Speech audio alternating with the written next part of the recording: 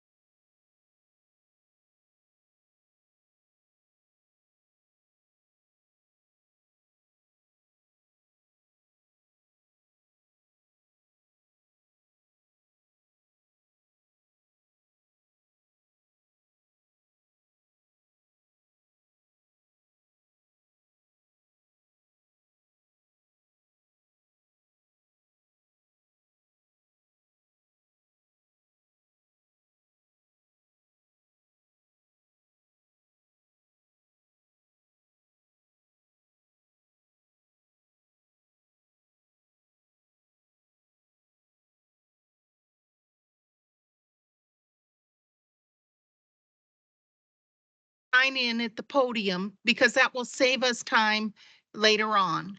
So if you don't mind, while we take care of preliminary business, to go ahead and sign in, we'll call the meeting to order and we'll take care of some preliminary things and then we'll begin with the cases. Okay? So Margaret? welcome, everybody. Margaret, I know for the sign-in sheet, I know it does save a bit of time, but if we're able to have people sign in the order of the petitions, Uh-huh. it's been a request by our office manager who does the transcriptions. It helps to identify who actually speaks in what order. So I think that may be Mr. Fincham signing in. He is the first one, but if Okay. everyone could hold off and sign in as they come up to the podium. I know it adds a little bit of time, but it is Okay, important that so we get in the right. disregard what I've said. And we'll, we do like to try to do things efficiently, but apparently it causes problems administratively for our office staff. Sorry about that. Well, today is June 5th and you're at the Board of Zoning Appeals and for Monroe County, and I'd like to call this meeting to order. Ms. Nestor Jelen, will you please call the roll? Sure. Skip Daly, Present.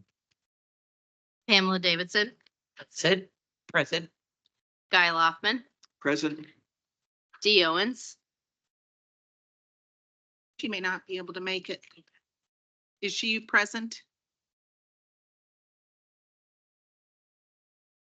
Don't think. she'll be Margaret Clements. Here. Okay, so we have 4 members attending in person and a quorum. Okay, great.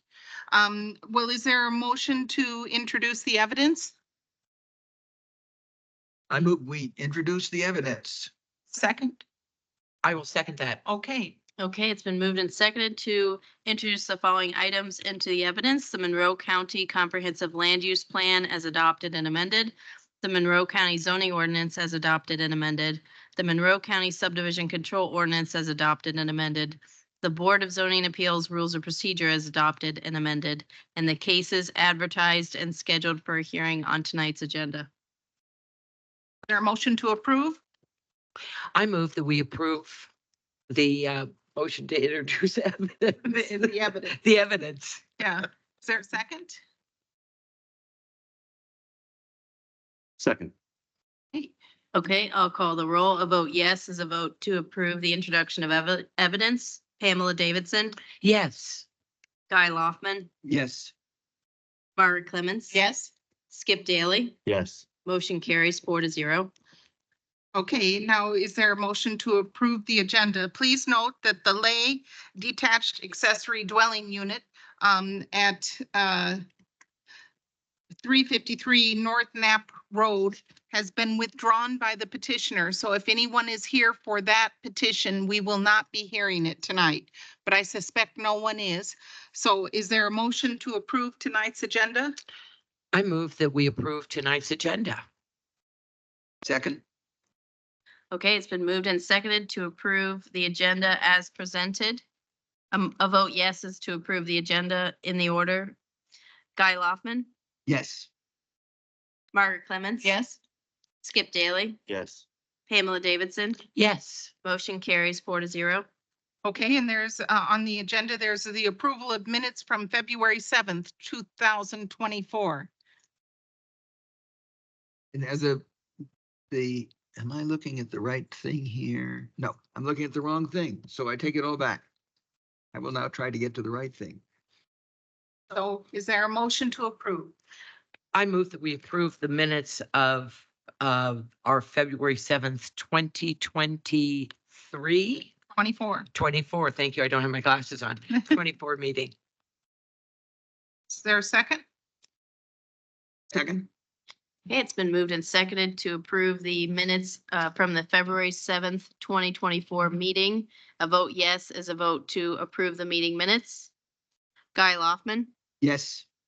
Margaret Clements, Skip Daly, Present. Pamela Davidson. Yes. Okay, motion carries 3-0. Okay, well, there's no administrative business tonight and there's no old business. So we're going to go to the first case on our agenda, which is variances number 24-15A, B, and C. And that's the, excuse me if I don't pronounce this correctly, Fincham or Finkum? Fincham front setback variance from chapter 804, the Fincham detached accessory dwelling unit, condition number 55, a shared driveway variance, and Fincham detached accessory dwelling unit, condition number 55, buildable area variance from chapter 804 concerning chapter 802. Okay, concerning 531.75 plus or minus acre parcels in Bean Blossom Township, sections 2, 11, and 12 at 9550 North Bowman Road. If Ms. Crecelius, if you could review this with us, we'd be grateful. Yes, absolutely. Thank you. So just a note, so that the petitioner has applied for 3 variances, but upon receiving an updated plot plan, only 1 variance is needed and is being considered by the board tonight. Okay, So the petitioner is requesting 1 variance from chapter 804 for the front yard setback requirement of 25 feet from right of way. Additionally, you can find the full requirements to have a detached accessory dwelling unit, or a DADU acronym, in Exhibit 3. So as you said, the property is located in Bean Blossom Township. The property is 5 parcels, 1 lot of record, so it's 31.75 acres total. This is the petitioner's letter on the screen. So they are requesting to install a manufactured home to be used as a detached accessory dwelling unit. The property is developed with a single-family residential home and 2 accessory structures.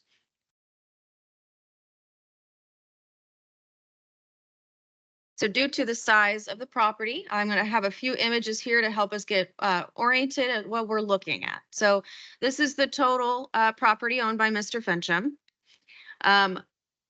The green circle on your screen is the actual location that we will be discussing tonight, which is the proposed location. The yellow circle is where the current dwelling exists.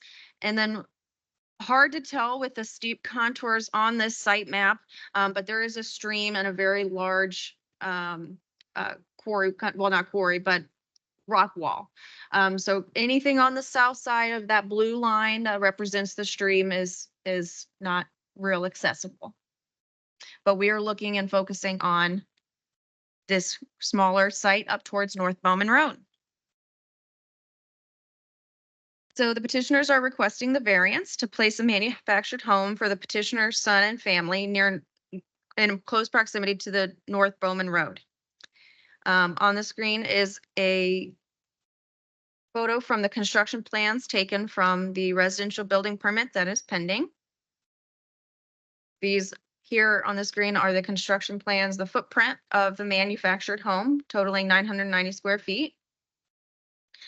So again, on the left, this is the area that we will be looking at of the petitioner's property, and on the right is a close-up of the proposed plot plan, which is listed as Exhibit 3 in your packet. So we can see the 1-story manufactured home with the septic field to the northeast of the property, and with a drive coming off of an existing driveway that crosses, that it's a shared easement across the Mr. Fincham's property and the neighbors to the south.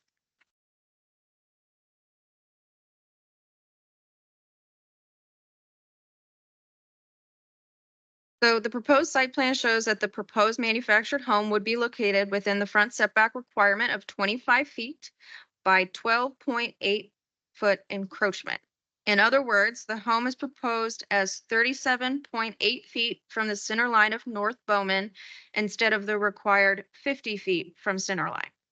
So the property does have a 25-foot roadway and utility easement along North Bowman Road. So your setback starts from there. So 2 ways you can think of that, from center line or from your right of way. So in other words, the home is 37.8 feet, again from center line. Bowman Road is a local road per the 2016 thoroughfare plan.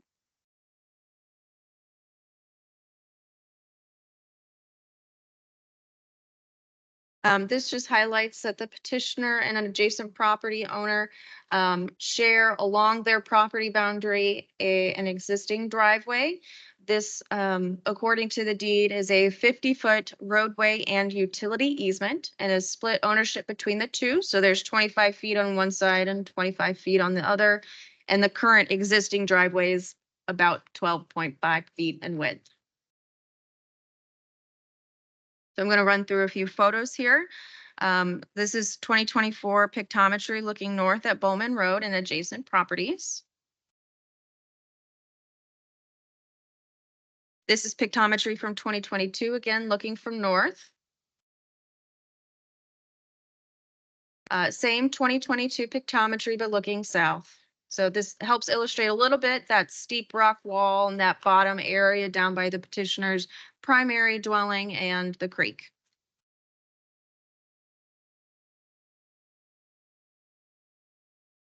Right now, this site that's under 15% is fairly wooded, so a little difficult to get close-up photos of, which is why I wanted to use some pictometry photos.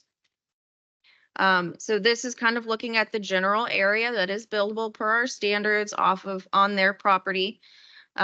This gravel entrance would likely be the route that they would take to use as a drive into their home. So a little bit more of a view. Here we can see North Bowman Road on the left side of the photo, the shared driveway towards the right, and the just existing gravel pad that exists on the petition site.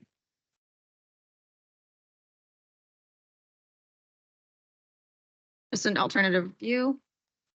And then this is looking, south along the shared driveway at the adjacent property. So as part of most variance requests, we review alternative locations. In this scenario, we were reviewing this variance request for practical difficulties. Planning staff reviewed alternative locations on the petition site for the proposed structure.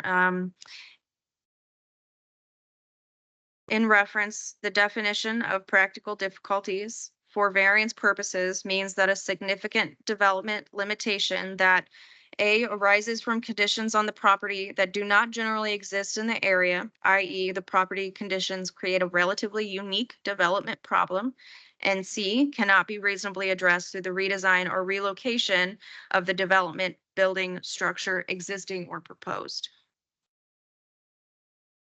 So staff investigated the field near the primary dwelling as an alternative location for the accessory dwelling unit. This is shown in red on the main picture on the screen. This is actually, if you see faint green lines, we are looking at a geological survey, soil survey. So staff observed that the soils were wet, close to a large creek with many moist soil species. The Monroe County Soil Survey identifies that this soil type is called Burnside silt loam and that they're not compatible for a dwelling and or a septic system. And you can find that information in Exhibit 5 from the county soil survey. The soil survey describes the soil type as severely limited for building sites because of occasional flooding. It would be better to select an alternate site. It is severely limited for local roads because it is subject to occasional flooding. The limitation for septic tank absorption fields is also severe because of flooding and wetness, and it would also be better to select an alternative site for this purpose. That is a description under a table within the Monroe County Soil Survey that when looking for proposed sites for dwellings. So this is that descriptor. Backing up a little bit. So if the variances are denied, the petitioner would be unable to locate a DADU in the proposed location. However, the petitioner would be able to locate the DADU in the area circled in red above. which upon further review does not constitute non-buildable area by our zoning ordinance. But after an in-depth review of the area and its possible flooding potential, staff finds practical difficulties are met as the relocation of the structure is not suitable in this case. So planning staff has received remonstrance from adjacent property owners and was provided this list of neighbors in opposition to this variance request. Some of these people have submitted letters, which I will go for, show on screen now. So one letter we have received before the packet was published by the adjacent property owners that share the existing driveway and easement. The O'Neills, and their letter is on page 8 of your packet. And then we received 2 letters after the packet was published. One from a property owner, Karen Smith, and another from Ryan Williams. Since this is the first time you're seeing them, would you like me to leave these on screen for a moment? Okay, so I will pause for a moment.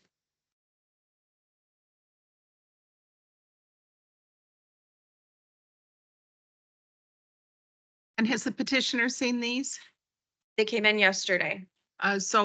Just for their review, I'll just give a summary that they're opposed to your petition because this would be the third mobile home on a short road. And that they feel that a variance of this nature would bring property values down, that this mobile home would be too close to a narrow, dangerous road, that parking in another is another concern as this is so close to the road, and that why this location when you have a large parcel of land. So that's it in a nutshell. So let's move on to the next one. And this is from another neighbor, Ryan Williams, who is opposed to the front setback variance. And he's a believer in code and following the rules. And he is sure that the proper outcome is for this variance to be denied. And he doesn't not want to look at another house from his front porch. So let's move on to the next one. All right, that concludes the remonstrance we've received Okay. recently. Okay. So staff recommends approval of the variance VAR 24-15A for the Fincham front setback variance from chapter 804. Okay, well, with that being said, Mr. Fincham, you can come to the podium, and if you would kindly raise your right hand. And do you swear to tell the truth, the whole truth, and nothing but the truth? I do. Thank you. Yes, but I'll do that afterwards, okay? So, Mr. Fincham, you have 15 minutes, you and another person who may want to speak with about this. You have 15 minutes total, and then if people speak against the petition, you'll have 5 minutes to rebut what they said. So we're waiting to hear from you. Okay. I wish there was a different location that I could put this, but there's not, even though I have a considerable amount of acreage. It's all either up and down or it's in a potential floodplain. When I bought the field that's contingent to my original 27 acres, I was told at that time that somebody had tried to get a permit to build a house down there, and they were turned down for septic reasons. And so that being said, the Board of Health, when they came out, told me that there probably wouldn't be any problem of shifting it an additional 10 feet away from the road. And it would still lie within the area that's been soil tested, and it's within the degree of slope requirements. Currently, I understand it's been increased to 15%. And so I'm trying to provide a place for my son, who really has no place right now, and his daughters. And that's what it's about. And this is seemed to be my best option. I originally thought about putting the septic system closer to the driveway, but it would have been too much within the easement for the driveway, utility easement. And so this is kind of my last hope that this could be approved and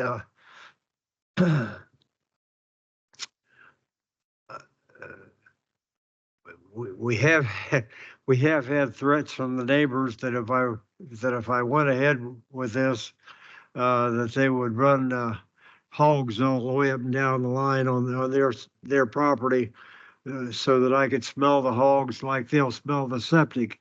It's my understanding from talking to the Board of Health people, if there's any kind of odor, it's the septic's not working properly.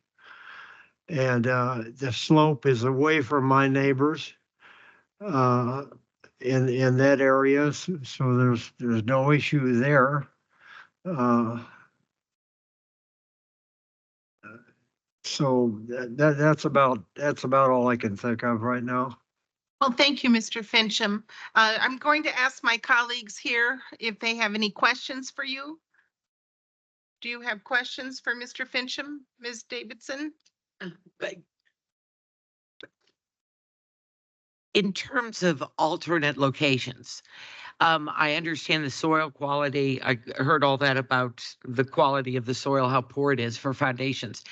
In the past, have any engineers been out there to see if any site could be calculated, or is that a ridiculous way to approach that? I'm not sure. Mr. Doug Graham is the engineer that's been working with me on this. It appears as though you've made some revisions to the plot plan because the other two requests for variances were resolved based on working with our exceptional planning staff. So I think that that's very nice. Now, did you, sir, have anything else that you would like to add? Okay, so we're sorry that there's neighborhood strife, but we're obliged to hear from people. I'm going to ask my colleagues. Mr. Loftman has a question for you, Mr. Finch. I'm a little confused. I'm looking at the report, and the report says that the setback is 25 feet and you're 12.8 feet in that. So there's an encroachment of 12.8 feet. If I understood you correctly, and this is what I'm asking you to clarify, you said you might be able to slide it back another 10 feet. Is that? This is according to what I was told. I asked him to check the slope and see if it would be a problem of trying to move it back an additional 10 feet. May I clarify Yes. and Mr. help?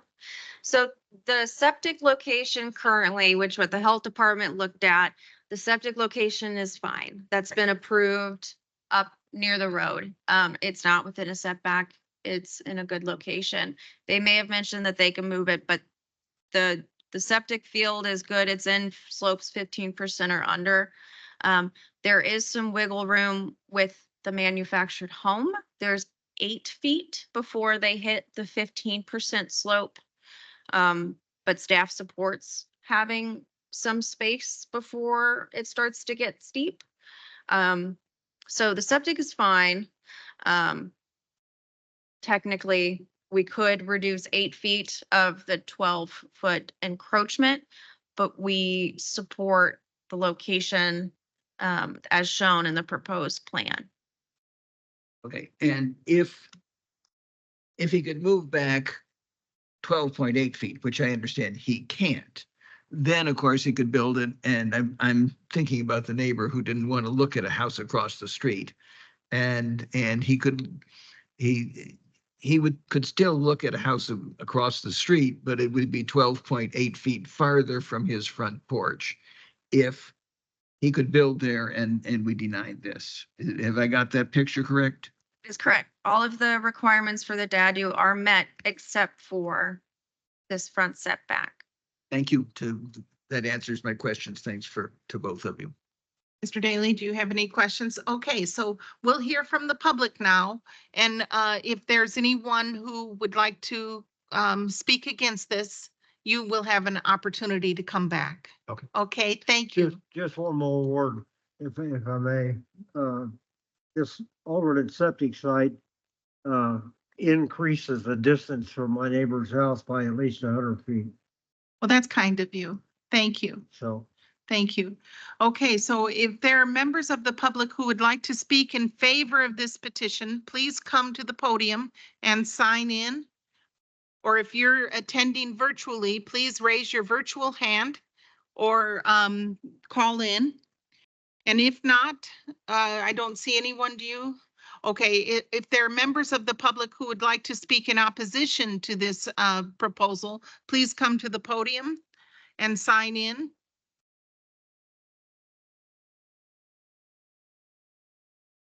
I've already signed in. I'm Jeremiah O'Neill, 9570 North Bowman Road. Okay, and sir, would you please raise your right hand and do you swear to tell the truth, the whole truth, and nothing but the truth? I do.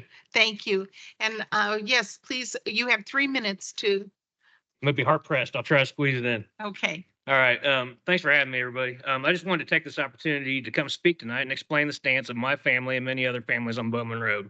There are 11 residents currently on the petition you saw earlier in the BZA packet against this variance being granted. This speaks for over half of the homes on Bowman Road, all opposed to this happening.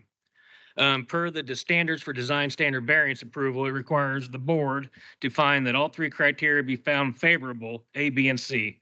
If we skip down to that, section A, number 1, subsection 1, it would not impair the stability of a natural scenic area. Granting this variance would in fact change the scenery and the privacy we enjoy. This is something we have had for years since we purchased this home in 2017. If this variance is granted, it would create a devastating change to the use of our property, including the enjoyment of our property. So much so that it may force us to consider selling our home if this variance is granted. If this DADU variance is approved, many trees would be removed, significant dirt work would be required, creating unknown drainage and watershed issues. We already struggle with drainage and watershed issues currently. Number 3 of section A is the character of the property, including the variance, would not alter the manner or substantially depart from the characteristics sought to be achieved. So I believe if this variance is granted, it would depart from the characteristics currently achieved in the zoning district.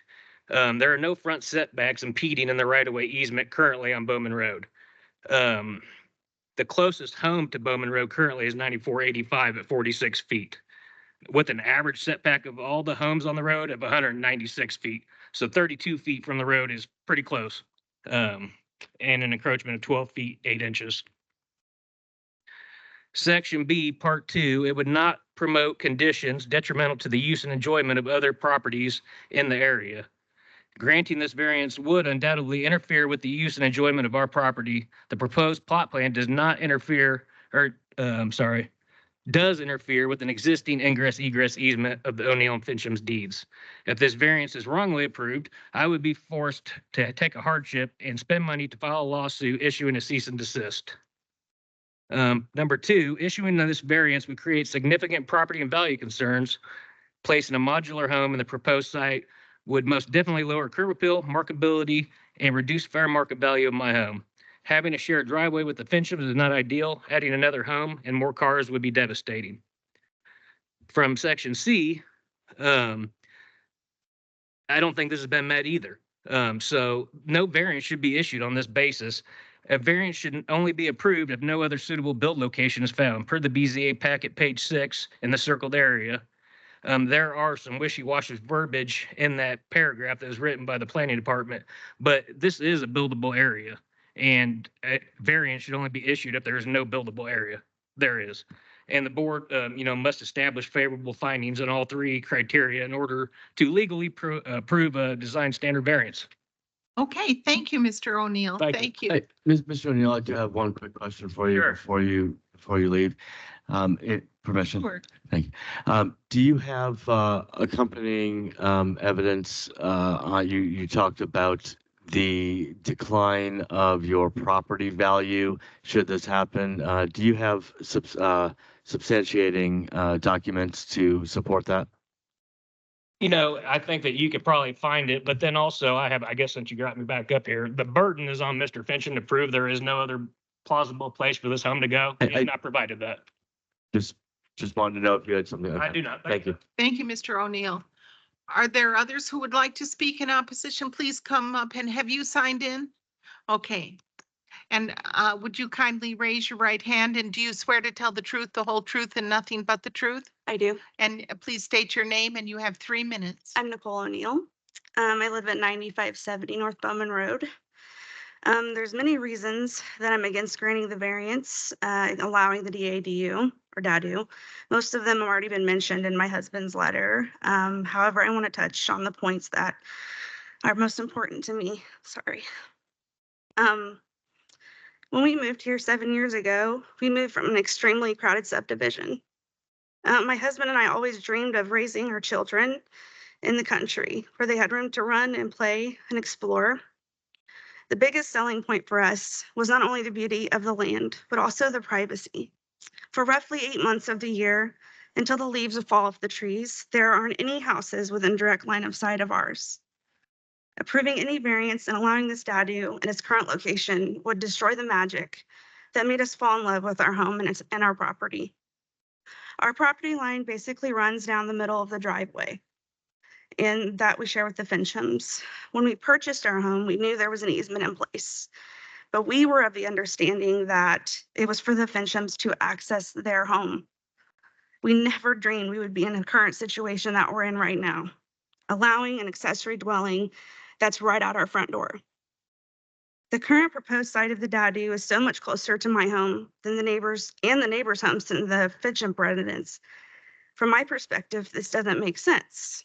This would affect the Finchams' home at all. They will still continue to enjoy the seclusion and peacefulness of their home, while my neighbors and my family will not. We have 4 children. Our youngest boys, ages 4 and 6, have moderate to severe autism. Our home and property is a sanctuary to them.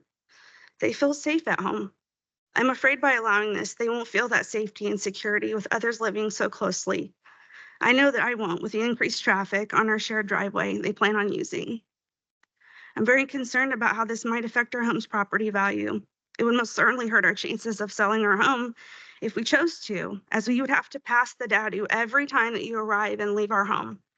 It would impair the natural and scenic landscape in our area, along with the fact that it strips away the privacy and freedom that we value and cherish.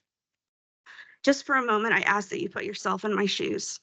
You purchase a home with property that you love, a place that brings you peace at the end of a long day, and then imagine that your neighbors decide to place a permanent manufactured home, septic field, and driveway incredibly close to your 6-year-old son's favorite tree swing. You might find yourself as heartbroken as I am. I'm also thinking about the future, 10 to 15 years from now. Living situations can change. There's a good possibility this DADU could be rented out to anybody, and we would have no say on who that is. We are good and honest residents of Monroe County. I'm asking that you deny this variance to help us preserve not only our home and the property as it is now, but the integrity and beauty of Bowman Road itself. Thank you, Ms. O'Neill.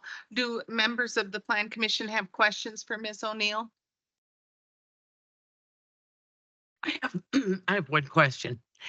I read the letter that was submitted, and it said you were concerned about road conditions on Bowman Road, increase in traffic. Of course, there would be construction traffic during that time. How much traffic do you get? But no one has mentioned safety. I just mentioned it because I know I read that. So is that a concern as well, and why? That's a major concern. I don't know if you've ever been out in that part of the county. Bowman is basically like a single lane road. It's like, yeah, it's paved, but it's in terrible condition. It's had deferred maintenance. It's very like, you can't have 2 cars pass at the one time. You have to pull off to allow another car to go around in most places. So with the increased traffic, construction traffic, that would take place in placing this home would definitely impact the road conditions. And there's really no place for any of this to be. Like, there's no places to park trucks up there. Like there's nothing. I mean, my kids get on the school bus. There's, 3 school buses coming out to my home every day to pick up my kids. I mean, it's going to be very, very crowded if that happens. So that road has always been in that poor condition Correct. and it's just gotten worse over Yes. the years, is what you're saying? Yes. Okay. And when you bought the home, the Finchams already lived next door with a shared driveway. Correct. So you were aware of that when We you, knew there was an Okay. easement. Mhm. Like we knew there was an easement and we thought, okay, well, since the property line's in the middle, like we have to have this easement in place. That way they can access their home because their home is past ours all the way to the bottom. So for them to access their home, they have to come on our property. So there's an easement. So we were okay with that. That was fine. It was just until there is now a new home being placed right out the front door where this became an issue. thank you. Thank you, Ms. O'Neill. Are there others who would like to speak in opposition to this petition? If so, come to the podium or raise your virtual hand or telephone in. Yes, sir, please. Have you signed in yet? You have? Please raise your right hand. Do you swear to tell the truth, the whole truth, and nothing but the truth? I do. And what is your name, sir? David West. Thank you, Mr. West. I live directly across from where this property is to be wanting to put a mobile home on.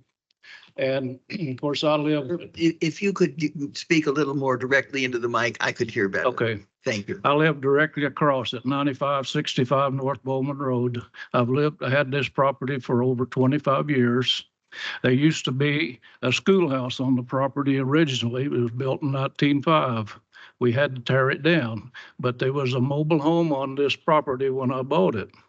So we have changed that out recently and put a new manufactured home on it. That's for our retirement home. I used to live at 9585 or 9584, something like that, the brick home down the road.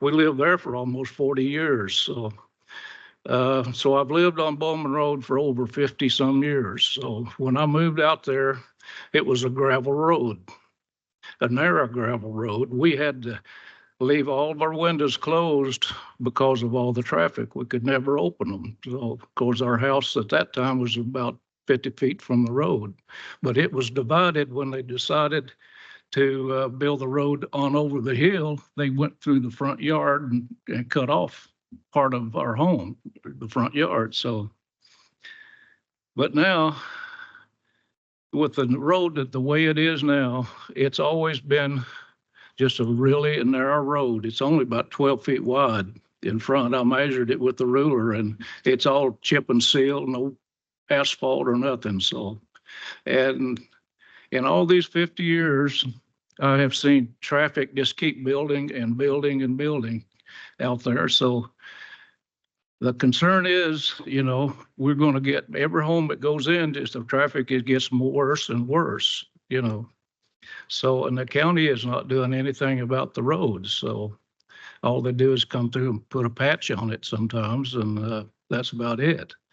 But I got to looking at the plan that where this is at. If you draw a circle around all the 5 houses that's there now, with adding another 6 there, that is in a 5-acre zone, basically. There's no more than 5 acres. And years ago, we had to have 5 acres just to build a house on. Of course, times changed now. So, but my concern is what are they going to do next door when all this is opened up in front of my house and they got all kinds of cars are coming and parking? Where are they going to park? Because they're too close to the road, they're going to park on the road.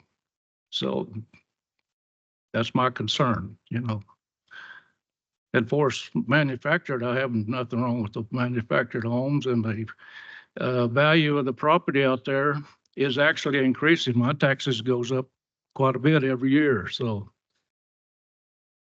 Thank you very much, Mr. West. Thank you. Is there anyone else who would like to speak in opposition to this petition? No? Okay, so Mr. Fincham, you can come back to the podium and you have 5 minutes to speak and respond to your neighbors about their objections.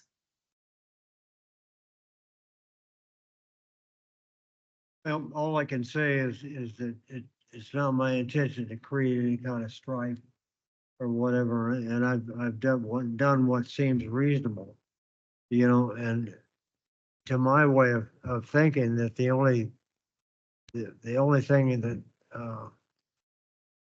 is of major concern to most people was the septic location, and I think that that has been rectified, hopefully, possibly. And also the fact that they could look out their window and see another residence. Well, you know, I understand that. And, you know, I would be even willing to plant some pine trees or whatever is covered so they wouldn't have to look at a house, but it's, you know, it's still a couple of 100 feet from, uh, my next door neighbor's house. And, You might not want you to, know, I'm open to doing anything that. you is- just have to be careful if you plant trees near your septic field because the roots can get in the way. You know, you just have to be careful of that. Yeah. Yeah. So, but I didn't mean to interrupt you, except That's I okay. did. Okay. So, anyway, that's about all I have, so. I just, I'm hopeful that I can get a place for my boy and her girls to move into. Thank you. Thank you, Mr. Fincham. So we're going to return to the Board of Zoning Appeals for further discussion and questions of staff, which I should have done from the beginning. And if you have any questions or discussion, I have a question for staff. One of the comments was the concern that in future it might be rented to someone else, but our DADU requirements have a family member right now, do they not? Am I right about that? Because changes always go with the land. Could that be a future potential use down the pike?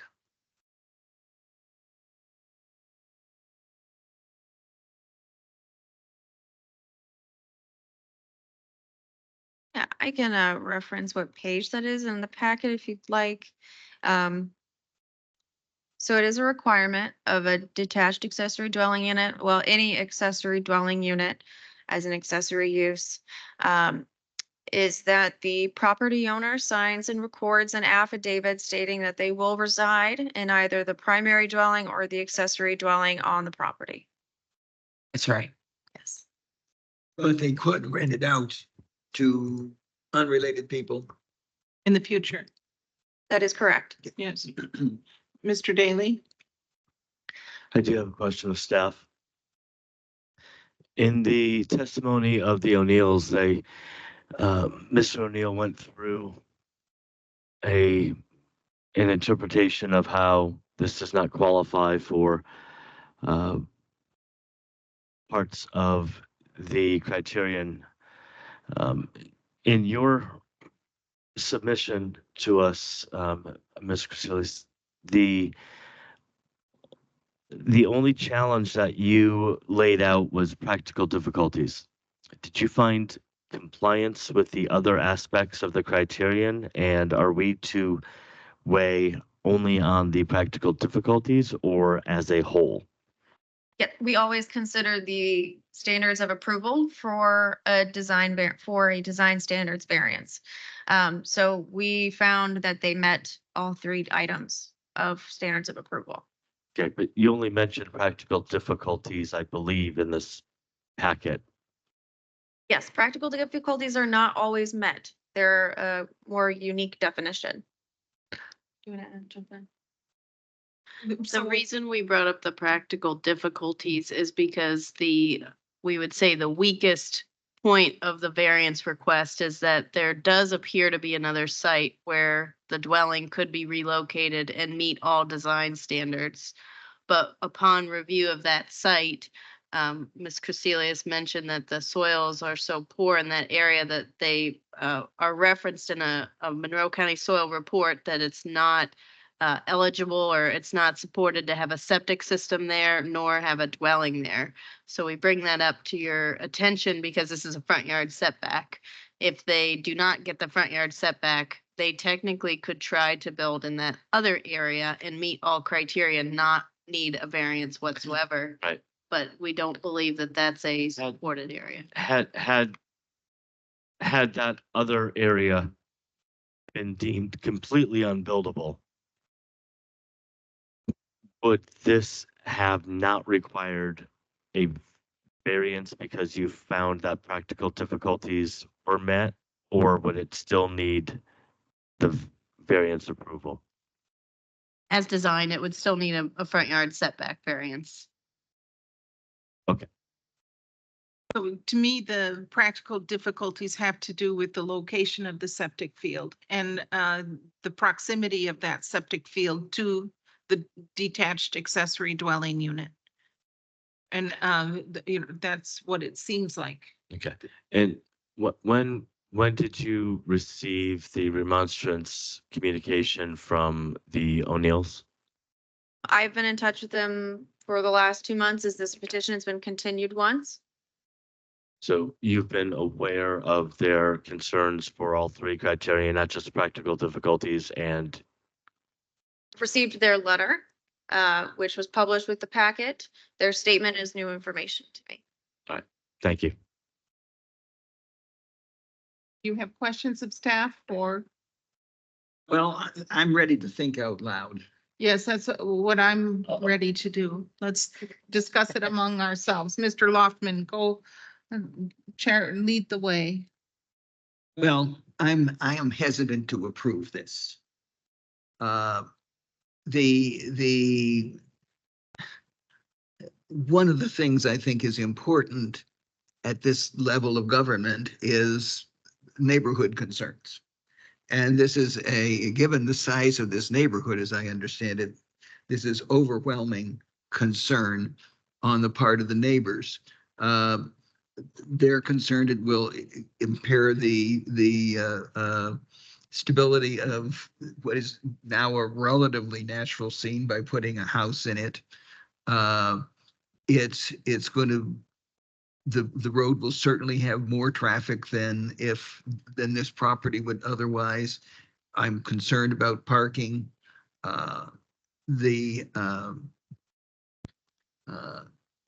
The number A3, the character would not be altered in manner that substantially departs from the characteristics sought to be achieved. Well, to me, the zoning, according to the zoning ordinances, they just can't build this house there. And I'm not satisfied that it would achieve the relevant zoning district. The traffic has grown, and it's going to be more traffic. Now, other people, if you increase the number of houses that can be built, which is what we do, of residences that can be built, that always changes that. And we haven't seen anything about concerns on parking.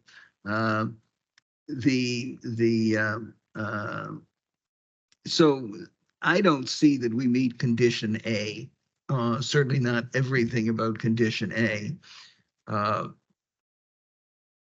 So if we don't meet all the conditions of A, and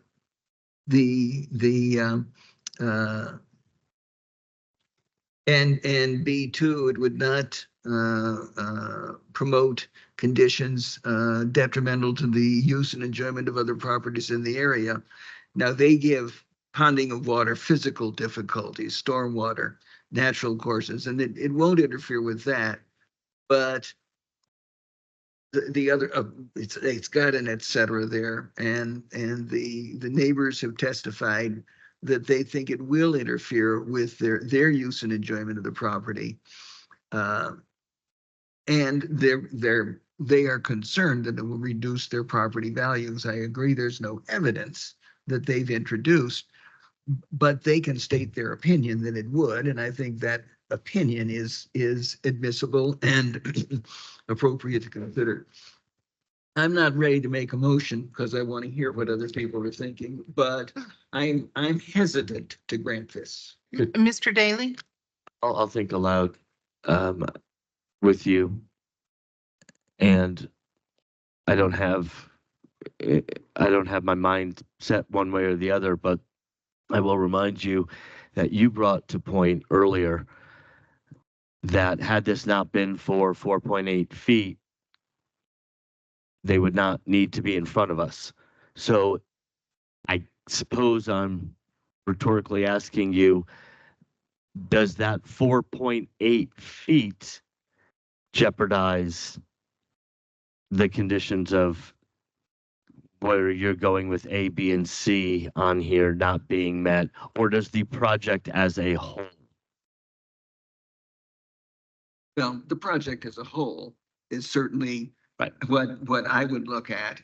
And I would say, And we're looking at the either 4.8 feet or the 12.8 feet based upon whether he moves it that remainder. We're not necessarily looking at this as a project as a whole.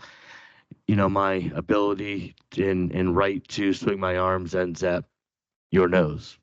well, we've had some where it was 0.2 of a foot. And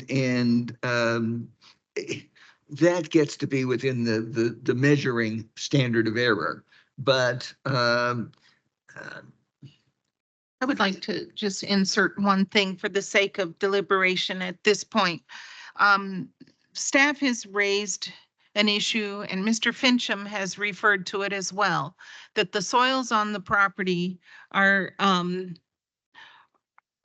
really, this is the best location environmentally for this DADU structure. And that in A4, that it would adequately address any other significant public health, safety, and welfare concerns raised during the hearing. Seems as though the location would satisfy that because they've worked with staff, they've adjusted 2 of the variance requests about the shared driveway and the buildable area because they've revised their plans. And that according to the environment, the soils, the septic, et cetera, that this location am I making that up, Anne? No, I agree with what you're saying. Yeah, so it seems that that's the reason why it's located, 8 feet one way versus another. So I'm just gonna put that out there as we're thinking out loud. And to add to that, Mr. Fincham said he owns 37 acres, 30, something like that, Something like 37. that. And this is the only spot in that large tract of, well, I see you're shaking your head, but we have the soil test is a problem. That is, I'm sure if there were alternate suggestions, neighbors would have made those to him because this is an important issue for the neighborhood. But that's a large tract of land to not be able to move your family member to. I can understand his frustration with that. We all live on small roads in this county. I live in a very small road. I know exactly what you mean. And when a house went across the street from me and changed my view, I know exactly what that feels like. When the fence went up, I know exactly what that feels like. But what can I say? They made that choice and there it sits. And all we did is visit about it. So I have some concern because land has to be able to be used and to move family members close. That is a constant refrain we hear in these cases, constant. Family members close for all sorts of valid reasons, which we should be supportive of. That's what I think. And believe me, my heart breaks for the neighborhood because I hate when my neighborhood changed too. I hated it. Like I disliked it. I disliked it. Good neighbors, thank goodness. But what can you say about that? That happens. Development happens in this county under our auspices or not. So, what do you think, Mr. Loftman? well, the zoning ordinance says things can be done on some properties and they can't be done on other properties. The zoning ordinance says this can't be done. The neighbors are uniformly opposed to it and feel it's going to deteriorate the quality of the neighborhood. I certainly appreciate everybody else's perspectives because it's a hard case for me, but I am I'm going to vote. I'm not going to vote in favor of this. I'm not making a motion because, you know, we'll see if somebody makes a motion to pass it and it may pass, but I'm not satisfied given the neighbor's concerns, and you don't have a right to violate, you don't have the right to a variance. The variance has to be proved, and I don't think that given the opposition and their concerns, I don't think I see the petitioner carrying that burden. You don't see practical difficulties have been met? You don't see that doesn't appear? I don't dispute that practical difficulties have been met, but that's not the only criteria to me. There are, all of these criteria have to be met. And I don't see that the only thing that has been met is practical difficulties, but that doesn't satisfy the burden of the plaintiff and overcome the concerns about these other matters. I don't think anybody disputes there's no place else he can build, but you don't have a right to build in land that the zoning ordinance says isn't appropriate for building. And a variance to me is given when there's fairly compelling evidence that it should be granted. And I don't see that evidence.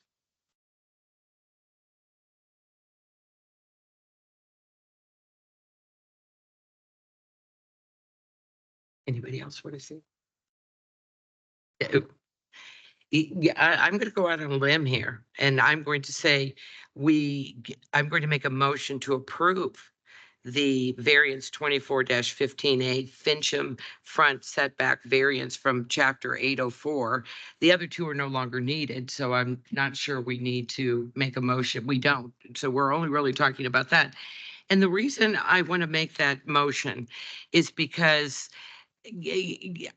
I understand, I've listened, and there are some valid points. I totally disagree that it's not a perfect situation, but I believe the approval would not be injurious to the public health, safety, and general welfare of the community, a very busy, roaded community, which has always been a very busy, roaded community.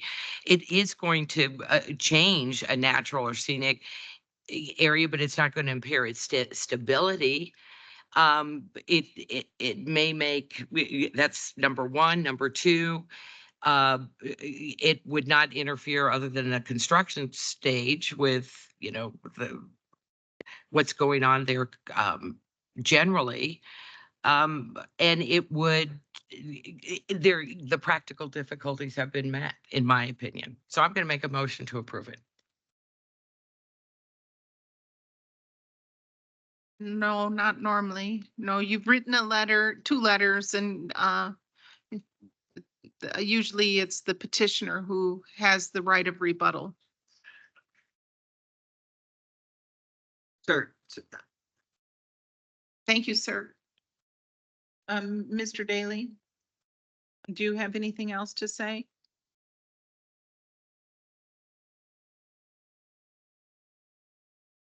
Oh. I would, for the reasons that Ms. Davidson stated, plus the addition of the standards for design standards variance approval A4, that it would adequately address any other significant public health, safety, and welfare concerns raised during the hearing on the requested variance. And that has to do especially with the soil types and the location of the septic field. And that it would adequately address any other significant property use and value concerns raised during the hearing on the requested variance. And that has to do with Mr. Fincham's ability to use his property for his family, and that he owns the property and he has a right to enjoy that property, and that that this is the minimum variance necessary to eliminate practical difficulties in the use of the property. That's along with the fact that it would be approved, if Ms. Davidson agrees, subject to the Highway Department approval that should allay the concerns of the neighbors. Now, with that being said, I'm going to second the motion, but I also would like to say that it's really important to all of us here, like what Mr. Loftman said. We care about how the community gets along. We care about cooperation. We care about the stewardship of not only the common road, the common driveway, the rearing of children in a healthy manner. We care about that. So we all do. So with that, I'm seconding Ms. Davidson's a motion, and then we'll have a vote. Okay, it's been moved and seconded to approve VAR 24-15A, which is the Fincham front yard setback variance to chapter 804. A vote yes is a vote to approve the variance. Skip Daly,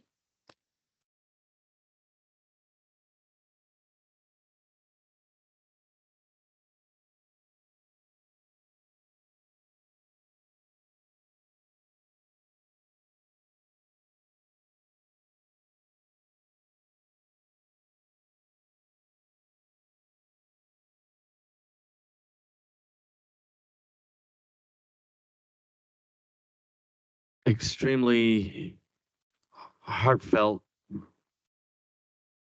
testimony.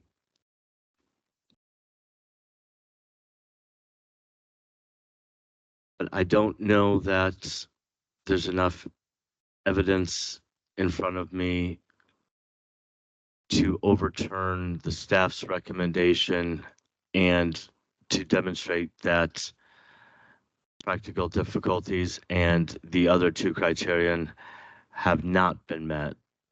So I will vote to approve. okay, Guy Loftman, No. Pamela Davidson, Yes. Margaret Clements. Yes. Okay, the vote carries approval 3-1. So the motion has passed. Yes, sir, Mr. West. You can say something just in the interest of keeping the public peace. Could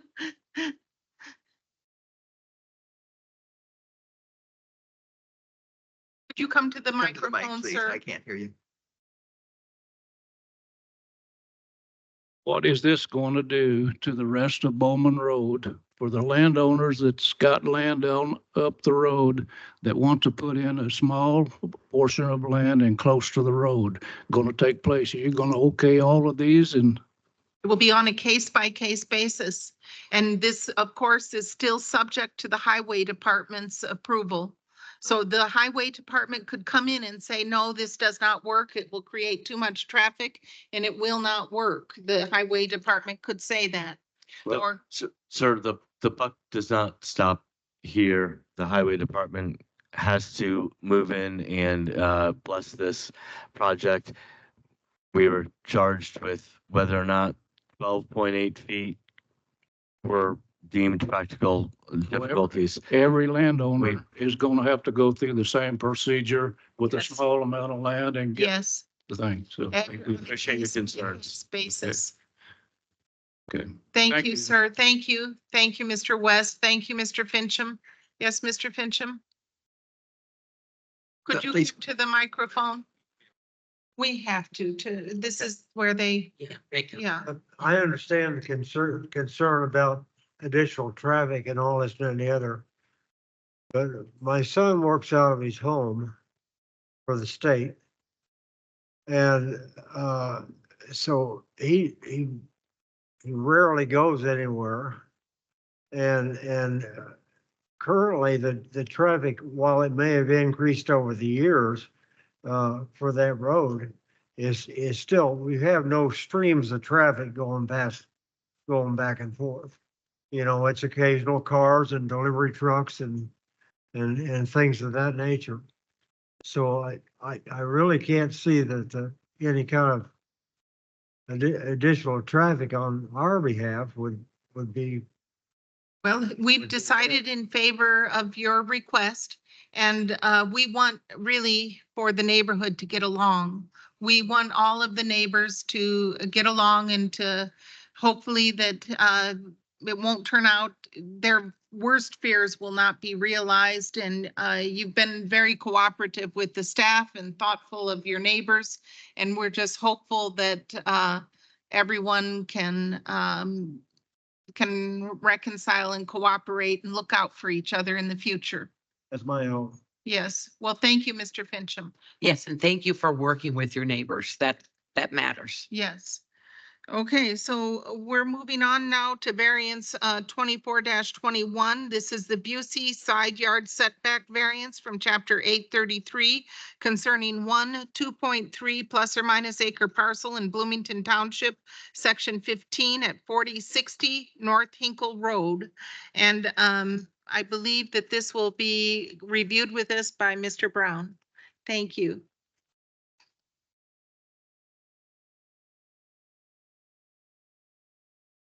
You're not, hey, sir, you're not obliged to stay for the rest of the hearing. But you're welcome to. Okay, thank you. Apologies, minor technical difficulties. Okay, So this is a side yard setback variance from chapter 833 to keep a non-conforming shed on this property. The property currently has,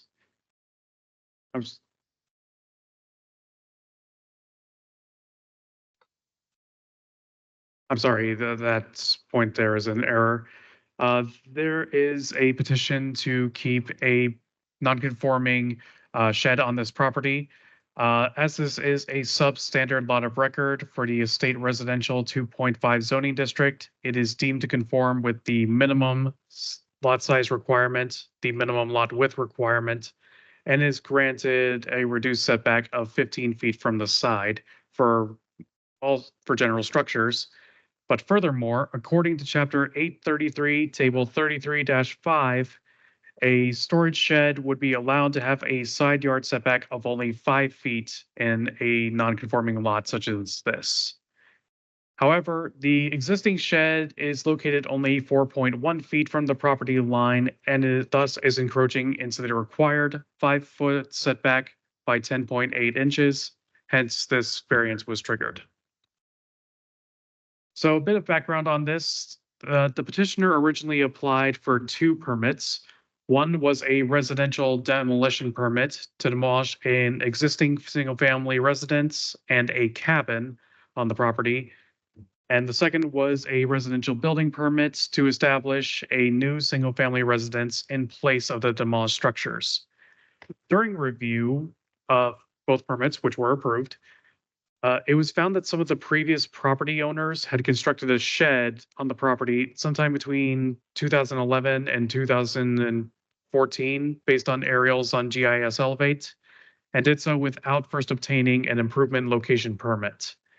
The petitioner then filed for an after-the-fact residential accessory structure permit, but it was found that the same shed encroached into the side yard setback for the property.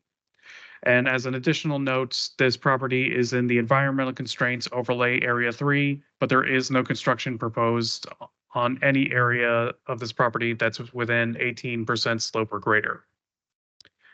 And here's just the location map and site conditions map of the property, as well as the current zoning map and comprehensive plan map. And these are just some images. These are the cabin and home that are to be demolished. And here is the shed in question. it's cute. As well as the site plan that was submitted for the residential building permits. The image on the right is a close-up with the existing shed circled in red. And here are just the design standards variance approval standards. Would the board like me to read through them? Could you repeat your question? Would the board like me to read through these approval standards? I don't need them. Do you? No. All right. as well as the definitions of practical difficulties. We've got them sitting right here, thanks to the packet. Thank you. Right. As such, staff recommends denial of VAR 24-21 as it's felt that practical difficulties have not been demonstrated. Okay. Okay, so staff has recommended denial. Now, do members of the Board of Zoning Appeals have questions for staff? Well, I do. What is, could you show the picture of the shed again? And that's two views of the building, correct? Yes, a side view and a front view. Now, where is the encroachment? What part of this shed is encroaching? Is it the lean-to part or the That's a good question. the side yard, or Is it can the you help me understand? Porch? Certainly. So north is, it might actually be easier if I showed this image. If you can see where my mouse cursor is, this is the shed itself, Yes, and this area is actually the overhang, I see. I called it lean-to. Yeah, okay. the lean-to, as you called it. Yes. Porch. And Okay. it is encroaching. And as you can see from this measurement here, it is 4.1 feet from the property line. And would you go back to the picture again, just to? Okay, so. I'm sorry, can you toggle back now? Okay. So the picture's sort of backwards in terms of where the encroachment is, but the encroachment is the whole width of the building. The whole length of the building includes the porch, the lean-to, the extension, and the. Yes. And are you saying, what is, I mean, they could tear it down, but That is correct. do you think they could move it 5 feet? It could only require 9.9 feet, right? It would require 0.9 feet or 10.8 inches. 0.8 The inch. petitioner letter does point out that it seems to be on a concrete pad, but it is felt that it could be demolished all the same, and that would satisfy that would eliminate the nonconformity. Right. And they bought it, but they didn't create the problem. They failed to recognize the problem when they purchased the property. That is correct. The shed was put in without first obtaining an improvement location permit by one of the prior owners of the property. Right, right. Okay, thank you for addressing those things. Do other members of the board have questions for staff? No? You're all looking at me. No, I think the last response by Mr. Brown states enough.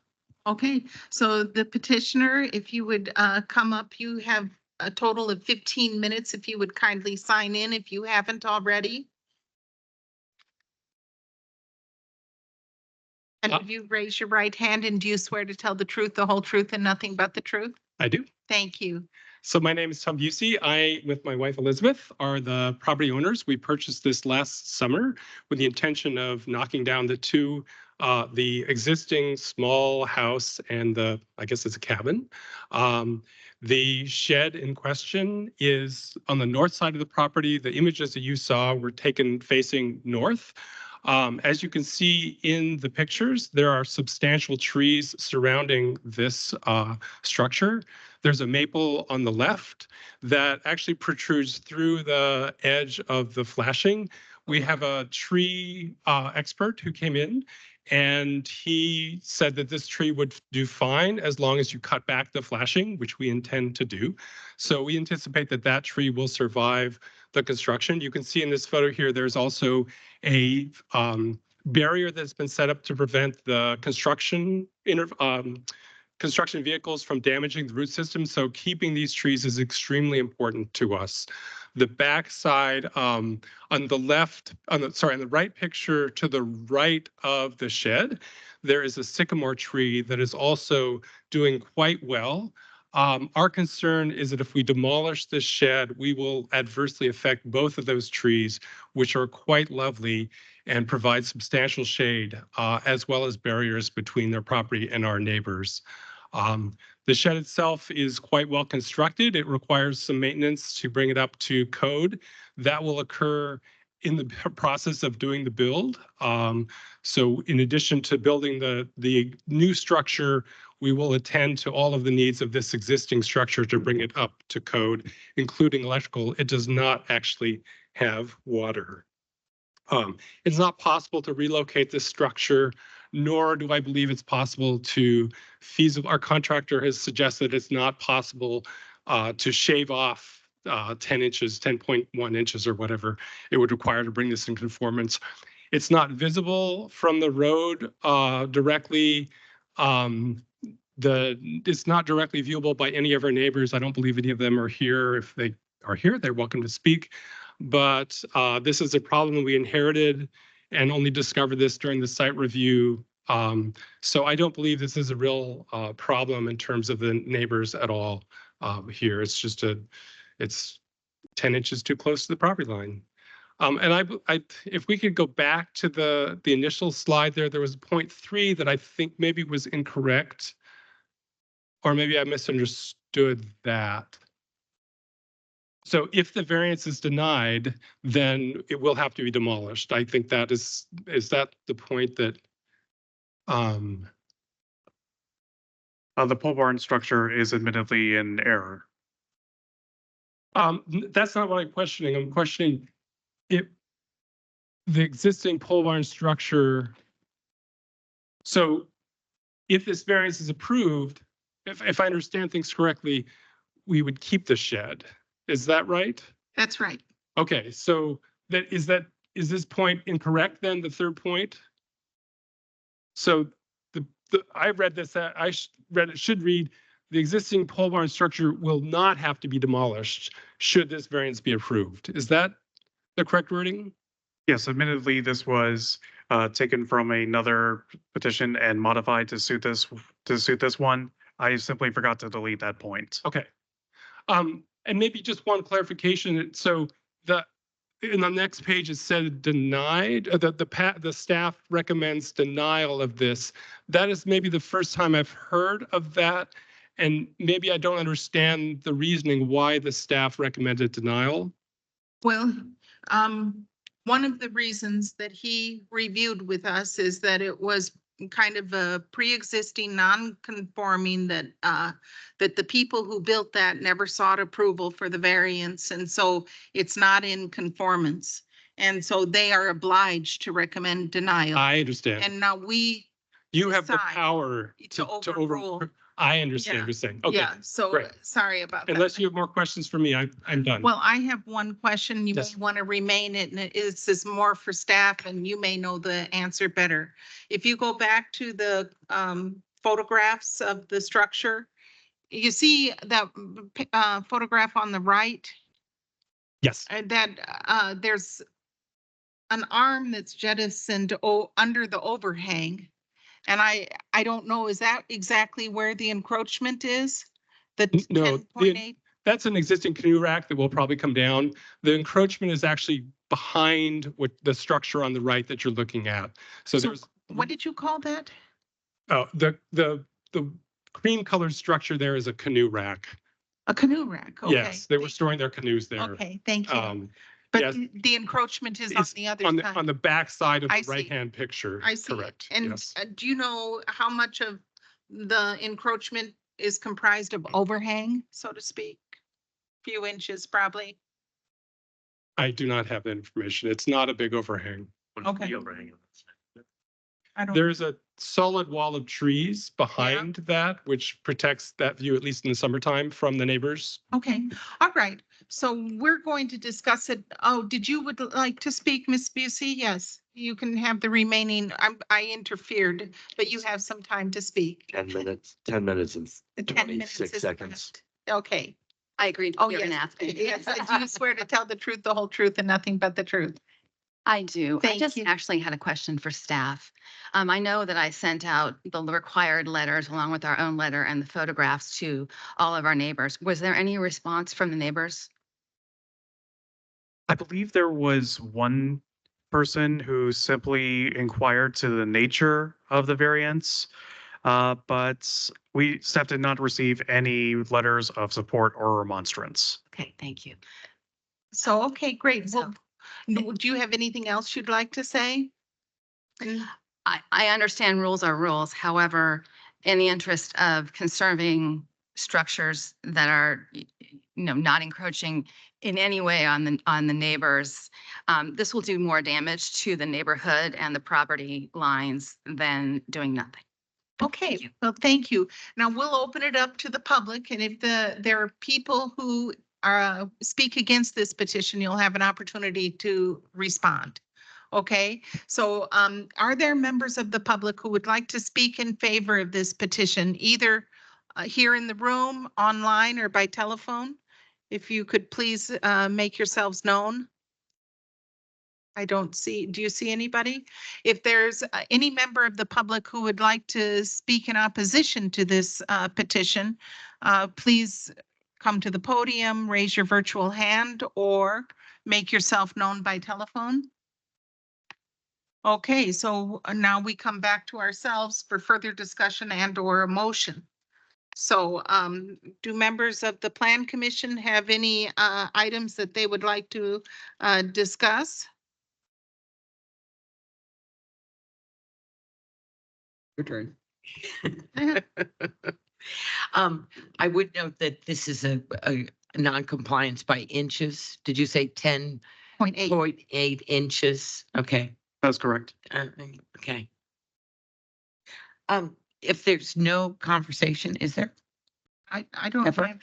I was Is there? compelled by Ms. Busey's statement that to tear it down would cause more environmental impact and perhaps waste of something that's useful.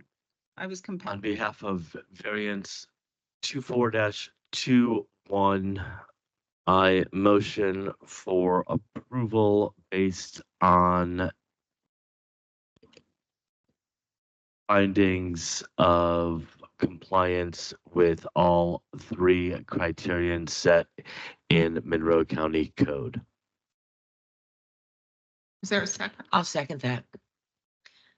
Okay, it's been moved and seconded to approve VAR 24-21, which is the Busey side yard setback variance to chapter 833. A motion, yes, is a vote to approve the variance. Guy Loftman, Yes. Pamela Davidson, Yes. Margaret Clements. Yes, and just to make the record clear, I'm going to state the reasons for the standards base variance, if that's okay with Mr. Daly. I'm voting yes because the approval is not injurious to the public health, safety, and general welfare of the community, that the use and value of the area adjacent to the property included in the variance will not be affected in a substantially adverse manner, and the need for the variance arises to a peculiar condition in that it is pre-existing, and the strict application of the terms of the zoning ordinance would constitute an unnecessary hardship if applied to the variance, and it does not interfere substantially with the comprehensive plan. So my vote is yes. Okay, Skip Daly. Yes. Motion carries 4-0. Okay, thank you, Mr. and Mrs. Busey. Thank you. Take good care of those beautiful trees. Yes, take care and enjoy your shed. Okay, so we're moving on now to the next item on the agenda, and this is the fish use variance for a guest house from chapter 802 concerning 2.87 acre parcel in Clear Creek Township, section 35 at 2593 East Pedigo Bay Drive. And I think Mr. Myers will review this case with us. Thank you. So this property is 2593 East Pedigo Bay Drive, Clear Creek Township, section 35. It's in the Pedigo Bay subdivision, Amendment 3 final plat. It's listed as Lot 1-A3. It's currently zoned suburban residential, and the use is single-family residential. So the petitioner is requesting a use variance to establish a guest house at this address. The subject property, as I stated, is zoned suburban residential and currently exhibits the land use of a single-family residence. The petitioner intends to complete the interior construction of a guest house on the second floor of their recently constructed detached garage. And the guest house will exhibit approximately 480 square feet of living space. The petitioner stated to planning staff that there is no intention of renting the second floor living space on a short-term or long-term basis. The use of the second floor living space is to serve as a guest house for the temporary visitation of family. We have on the screen the definition of guest house from Chapter 802 as an accessory building containing a lodging unit with or without kitchen facilities used to house occasional visitors or non-paying guests of the occupants of a dwelling unit on the same site. Guest house is only permitted in the agricultural rural reserve zone, the forest reserve zone, the conservation residential zone, the state residential zone, and the low density residential zone. So you'll note that the suburban residential zone is not included there. Okay, a bit of background for this petition. In January of 2022, the petitioner submitted a residential accessory structure permit application with the planning department to construct a 672 square foot detached garage. That construction plan uploaded to the application included a roughed-in sketch of a possible second floor living space. Upon review by the building department and planning department, it was communicated to the applicant that including the living space above the garage would require additional review and a separate permit application. The applicant replied stating that the plans for a second floor living space were only possible future plans for the structure at that time. The zoning inspector stated the options for adding an accessory dwelling unit to this property were very limited under the SR zone, and advised the applicant talk to a planner to discuss the details of adding an accessory dwelling unit if they were to proceed with the roughed-in plans as shown. In 2023, the petition site went through a rezone and land transfer through an administrative subdivision procedure. The subject property was one of several parcels in this area to rezone from being split forest reserve and suburban residential to simply just the suburban residential district.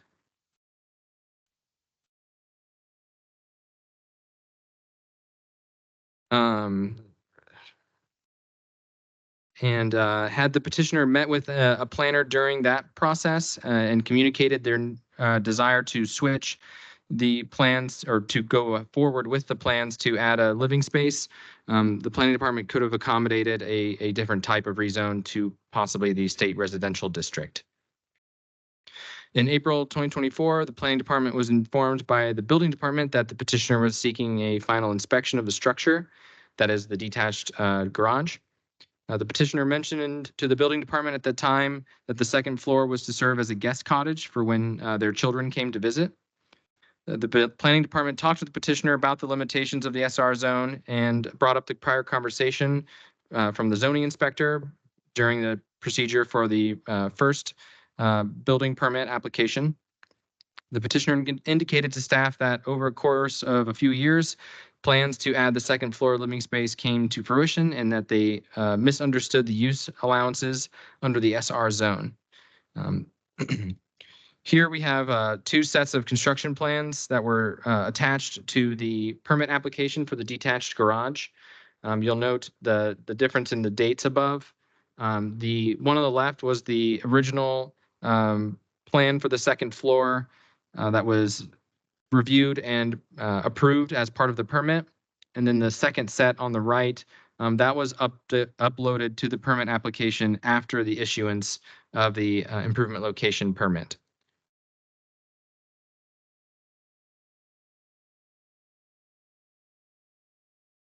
Through conversations with the petitioner, planning staff and the petitioner talked about the Pedigo Bay covenants and restrictions.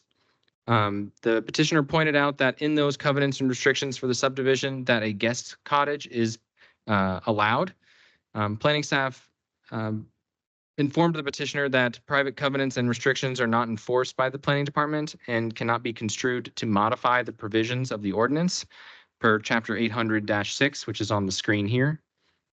And we have an exhibit of those subdivision covenants and restrictions as well that do include language talking about allowing guest cottages. Okay, here we have some aerial imagery of the petition site. You can see the lines are clearly off here, but it is this home where my cursor is, and then the detached garage is just directly to the east or down on the screen. Here's a zoomed in version of that. This is the guest cottage, or excuse me, the detached garage with the living space above. Here are some on the ground site photos of the driveway, as well as the residence and the detached garage with living space. Here are more photos of that structure.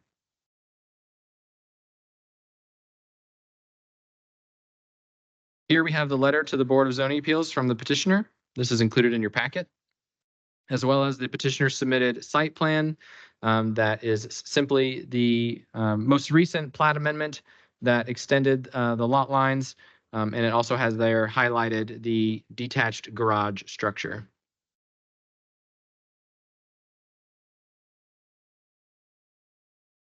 Here we have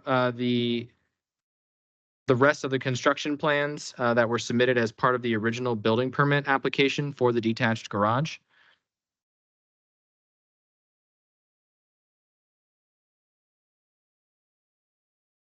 And then here on this screen, we have the a few pages from the Pedigo Bay covenants and restrictions of that subdivision.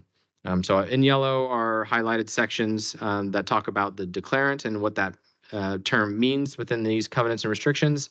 And then on the right side of the screen, it talks about outbuildings shall conform to or complement the architectural style of the main house and shall enclose a minimum of 200 square feet of floor space. Guest cottages shall enclose a minimum of 500 square feet of floor space. We did receive one letter of support. This came in after the packet was provided, so I do have physical copies in hand as well for any members of the public that might want to review these, but it is on the screen as well. I'll leave it up just for a moment.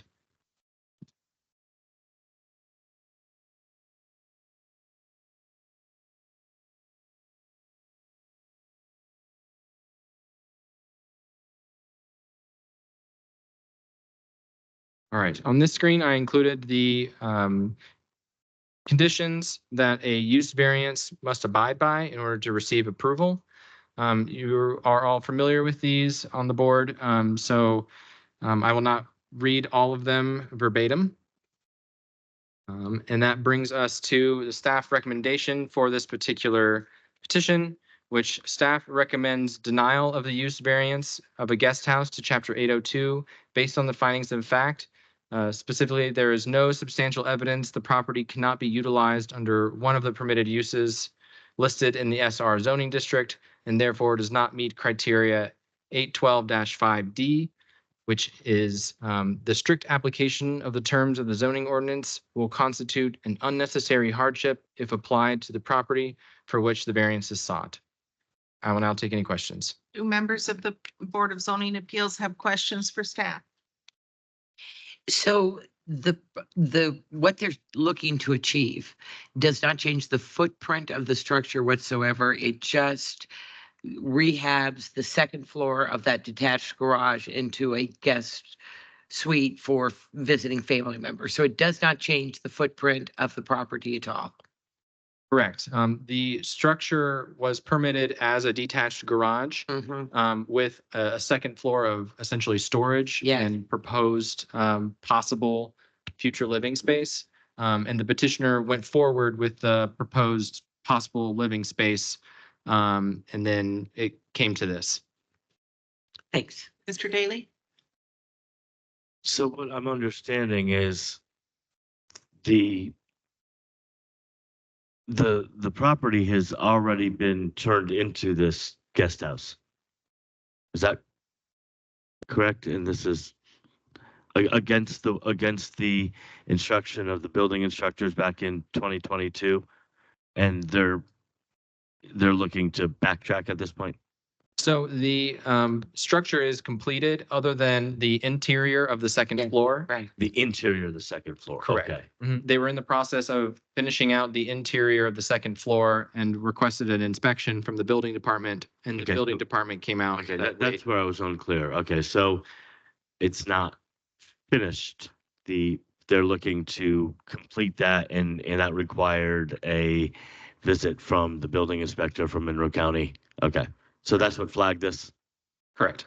Okay, so it wasn't the homeowner coming forward and saying, "Hey, at this point, we need to apply for a variance." It was, "Hey, no, you can't do this." And then, okay. Correct. The petitioner articulated that they were they were not aware of the allowances for a guest cottage on the property. And I have a question for Mr. Schilling about the homeowners association rules. They seem to allow for a guest house, right? The homeowner association rules. Yeah, point of order, that's not before us tonight, and we have, Asking um, legal. Yeah, it's a non sequitur. covenants and restrictions are not something that you consider because those are private contractual matters. Right, but It shouldn't even be before us.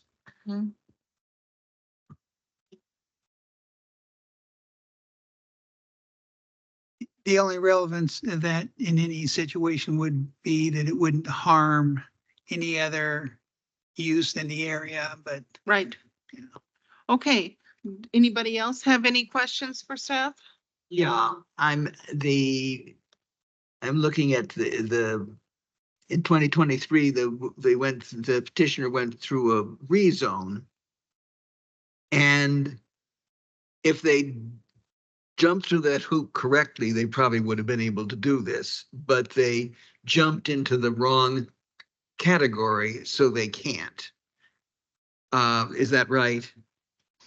Yes, as part of a plat amendment process and a rezone process of this property and other properties in the Pettigo Bay subdivision, they were all rezoned to the SR district. That's right. Had planning staff known that the detached garage was going to be completed as a second dwelling space, we might have talked with the petitioner and stated, you might want to take this opportunity to rezone into the estate residential district that will permit that use. Did the original drawings, I'm looking what I think is the original drawing, the 12722. And it says storage and possible future interior walls, but it doesn't say possible future guest house. And I'm not suggesting that they do this, but could they say, oops, we made a mistake and go back and try to get another rezone to ER? That is a possibility. The planning department conversed with the property owner that there were two options moving forward. One, the use variance, and two, the rezone. The rezone process is a lot longer of a process, and the petitioner articulated a need to get this project done sooner rather than later. But I'm always sympathetic when if you'd done it the right way, you could have done this. Wouldn't have made any difference about anything except what they jumped into. And they just jumped into the wrong one. Presumably they didn't understand when they made that jump and didn't ask you, is this going to have a drawback? Because if they'd asked you, you would have said, yeah, might have a serious drawback.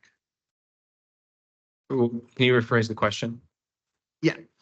If they asked you, is there a problem with this rezone that you see? Because we might want to have a guest house, you would have said, yes, there's a problem, right?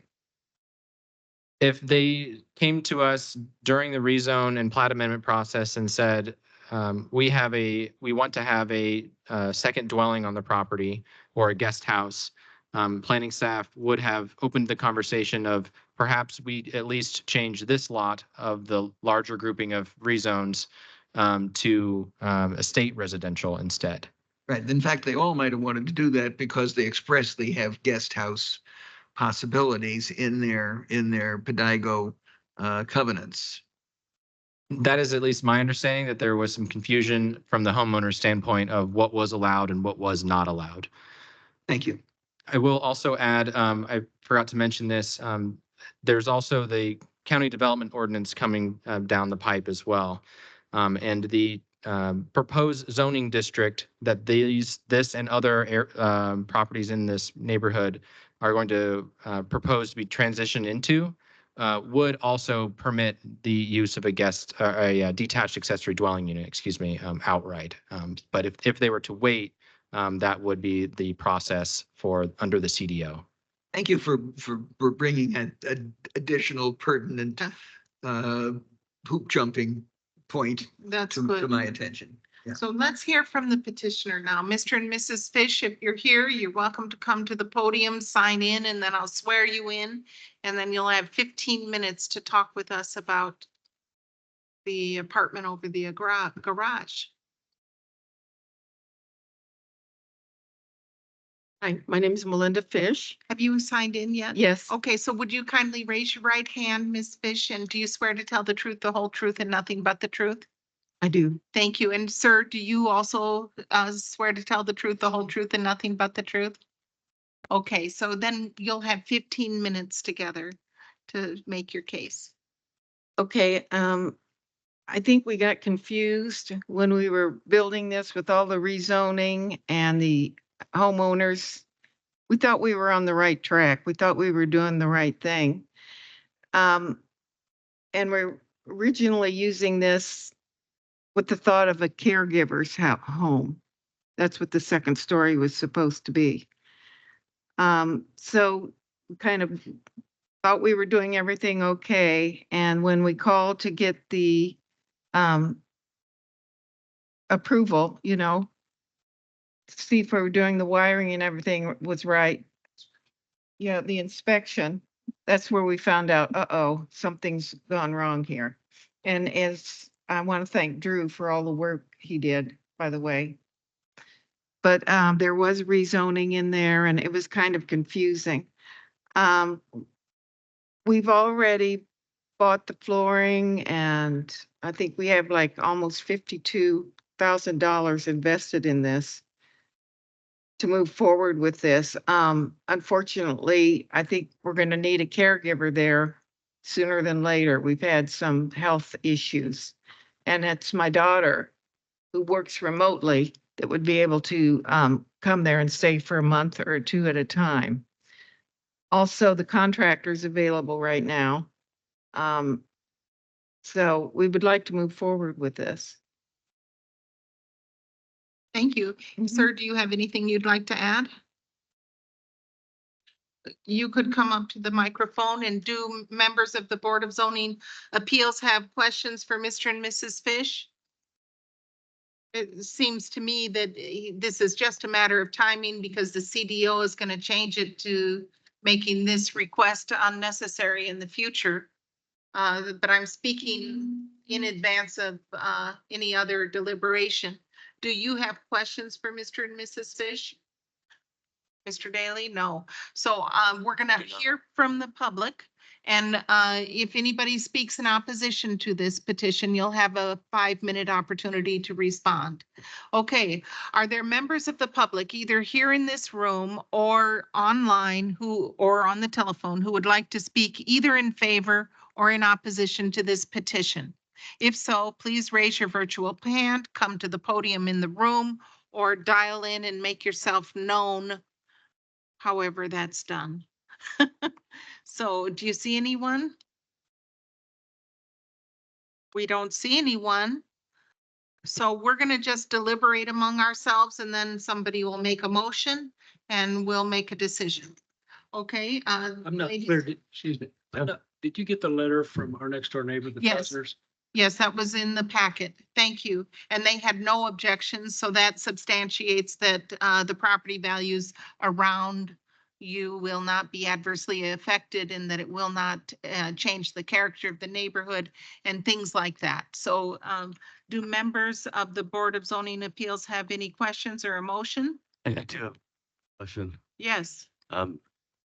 Drew, once again, the planning staff recommendation on this is, The recommendation is denial. that's what I thought. Okay, and I'm my computer's lagging, sorry. All right. I do have some thought on this I'd like to share with my colleagues. Yes. The board has a history of not accepting folks coming to us asking for forgiveness, but for asking for permission. It is pretty clear from the outline that Mr. Myers brought forth. The timeline and the communication is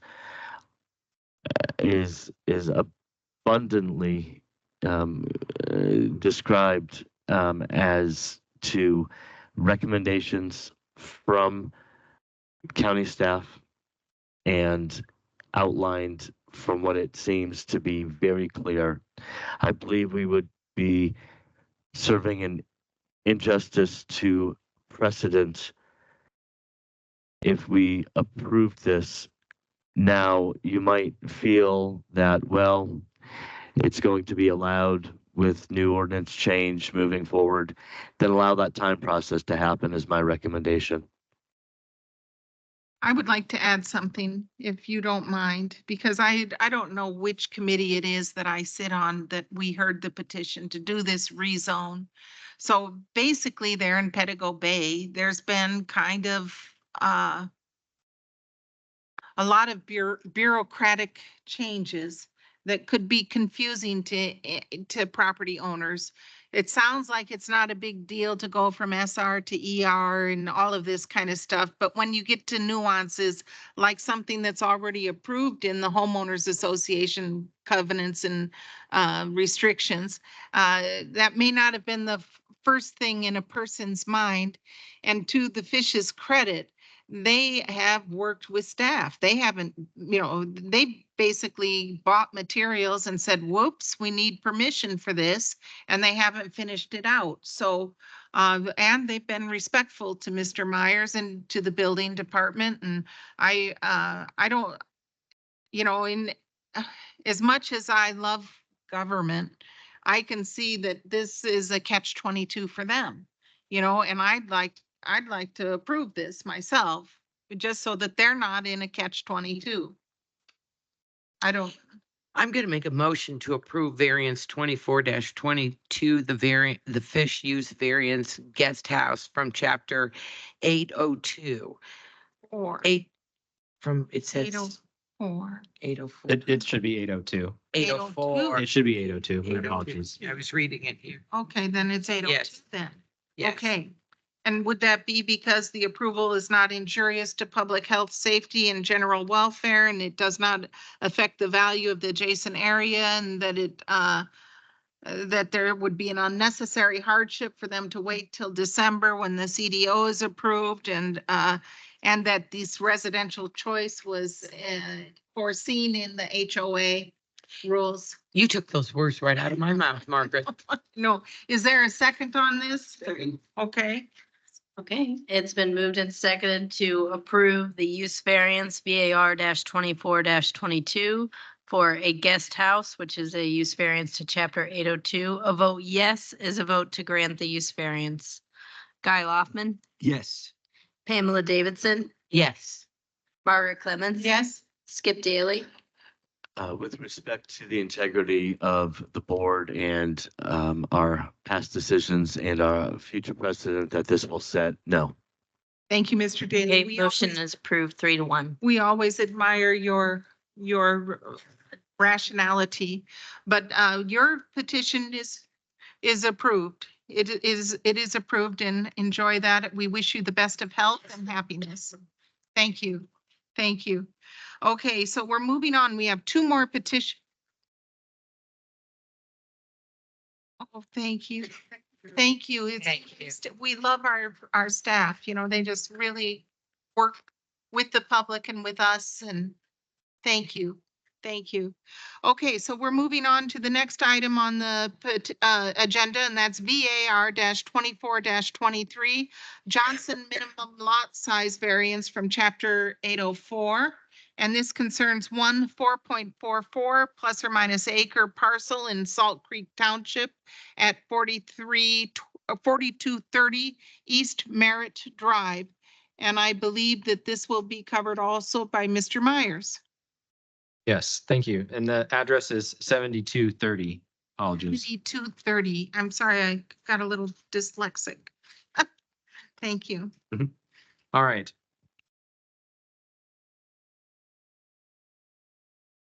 So this design standards variance request is for the construction of excuse me, I'll start over.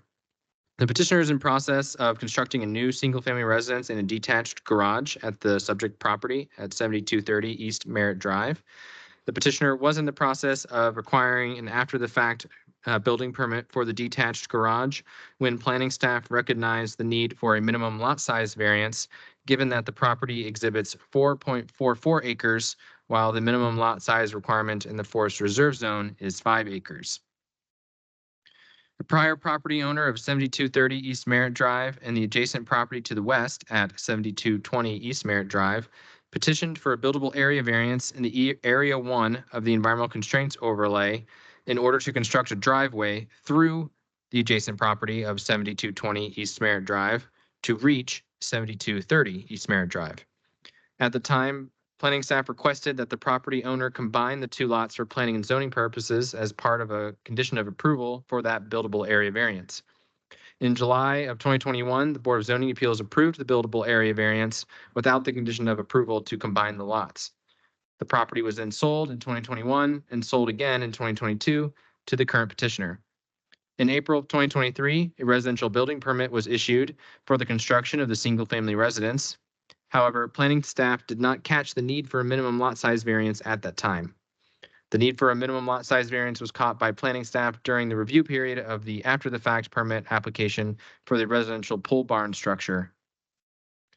Property is not in a platted subdivision and only has 4.44 acres. As I stated, the minimum lot size requirement for the Forest Reserve Zone is 5 acres, according to Chapter 804 of the Monroe County Zoning Ordinance. Here we have the location map, as well as the site conditions map. Here we have some aerial pictometry of the property. You can see the driveway coming through 7220 East Merritt Drive and into the subject property. And you can see here the single-family residence as well as the detached garage pole barn structure. Here we have some imagery on the ground. This is of the driveway on the left side, and then on the right is the single-family residence and the detached garage pole barn structure in the background. Some more photos of the site.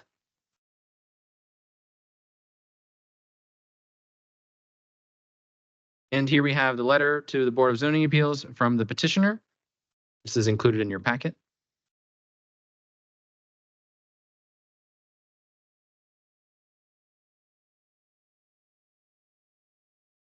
And here we have the certified plot plan for the property that indicates the location of the single-family residence as well as the detached garage / pole building.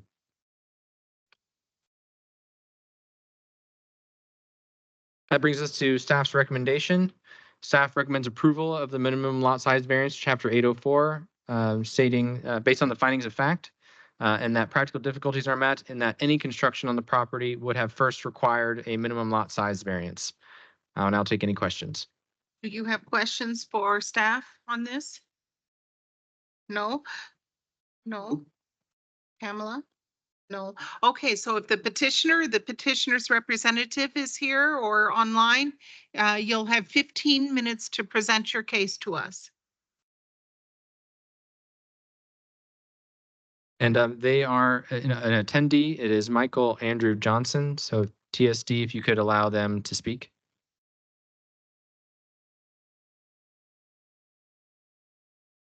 Mr. Johnson, would you kindly raise your right hand and do you swear to tell the truth, the whole truth, and nothing but the truth?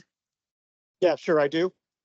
Thank you. Well, you have 15 minutes to discuss with us your request. Okay, thank you. Yeah, and apologize, I cannot be there in person. I had to travel this week. But yeah, as was laid out, we purchased the properties in 2022 and then sought approval for a building permit that was granted last April. And then when we were looking to connect electricity to the pole barn, we were informed that we were in error due to the lot size variance problem. Since it is zoned forestry reserve, we needed 5 acres, and it's close to that, but not quite. So we're seeking the variance so that we can continue construction and hook up electricity to the pole barn. Okay, sir. Well, do members of the Board of Zoning Appeals have questions for Mr. Johnson? No, we will hear from the public. If there's any member of the public who is opposed, you will have a chance to respond to that opposition. Okay, so I will now ask, are there members of the public who would like to speak in either in favor of this petition or in opposition to this petition? Please come to the podium, raise your virtual hand, or make yourself known in some other way. Do we see anybody? Okay, we're coming back now to the Board of Zoning Appeals for further discussion and or a motion.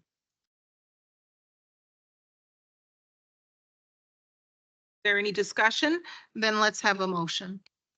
I'd like to move that we approve variance 24-23, the Johnson minimum lot size variance from chapter 804 for the reasons that Yes. Margaret always Yes. points out so well. There are practical difficulties and that this minimum lot size variance does not bother the neighbors. It doesn't cause ecological damage. It's just the minimum variance that's required in order for this home to be enjoyed. And so we seek approval on that if there's a second. Second. Okay, It's been moved and seconded to approve the variance VAR 24-23, the Johnson minimum lot size variance to chapter 804. A vote yes is a vote to approve the variance. Skip Daly, Yes. Guy Loftman, Yes. Pamela Davidson, Yes. Margaret Clemens. yes. Motion is approved 4-0. Thank you, Mr. Johnson. Enjoy Oh, your thank- beautiful view. Okay, thank Take you. care. Thank you. Bye. Okay, we're moving on, I believe, to the last variance request of the evening, and this is VAR 24-24. It's a Chitwood DADU, condition number 53 and number 55, variance from chapter 802 concerning 3.95 plus or minus acre parcel in Benton South Township, section 3 at 6374 North Shuffle Creek Road. And I believe Mr. Myers is on the line for this one again. Thank you. Thank you. The petitioner is requesting a design standards variance to conditions 53 and 55 with respect to the detached accessory dwelling unit classification of chapter 802. The petitioner requests the variance to allow for a second dwelling unit at 6374 North Shuffle Creek Road. The petition site measures 3.95 acres, which is under the 5-acre requirement found in both conditions 53 and 55. The subject property is zoned estate residential and currently exhibits 3 separate single-family dwellings on 1 lot of record. The petitioner intends to remove 2 of the aging manufactured homes on the property and replace 1 of them with a new 920 square foot manufactured home back onto the property to serve as the detached accessory dwelling unit for his mother. In March of 2024, the petitioner submitted a manufactured home placement permit to the Monroe County Building Department to replace 1 of the 2 existing manufactured homes. Upon planning staff review, it's discovered the property exhibited 3 separate single-family dwellings on 1 lot of record, and the zoning ordinance only allows for 1 primary residence per legal lot of record. You may recognize this petition property, this petition site, because it has been before you already for a use variance that was to allow for the detached accessory dwelling unit use on the property. let's see. So all other standards, design standards for a detached accessory dwelling unit will be met by the petitioner, other than the two listed before you with respect to the 5-acre lot size requirement. Here on the screen, I have the location map as well as the current zoning map. Here on the screen is a aerial image of the existing structures on the site. Some more aerial imagery here. Here we have the letter to the Board of Zoning Appeals, as well as the letter of consent from the property owner. Here we have a site plan that was submitted by the petitioner that indicates which of the manufactured homes will be removed and which one will be replaced. The one on the southern location, it will be replaced, while the one in the northern location, just after at the end of the driveway, is the one to be removed. Here we have a schematic of what the new manufactured home will look like. And we did have a letter of support. This was originally submitted for the use variance petition. I left it here as the language in the support letter is pertinent to this petition as well, in that they stated that they are have no issue with changes to the two structures, be it removing and or replacing one or both units. All right. That brings me to staff's recommendation. Staff recommends approval of the design standards variance to condition 53 and 55 to chapter 802, based on findings of fact, in that practical difficulties are met, in that a variance to conditions 53 and 55 are required in any scenario for constructing or placing a detached accessory dwelling unit on this property. I will now take any questions. Do members of the BZA have questions for staff? Nope. So the issue really is the 5-acre requirement for the building site. And they're planning to take away 2 manufactured homes and only have 1 new and improved instead, correct? Yes, so there will be 2 residences on the property at the end. Instead of 3 Correct. right now. Yes. Okay. Anybody else? So we'll hear from Mr. Chitwood if you're here, or yes, are you? I assume you're Mr. Chitwood. Yeah, have you signed in yet? Would you kindly sign in and then we'll swear you in?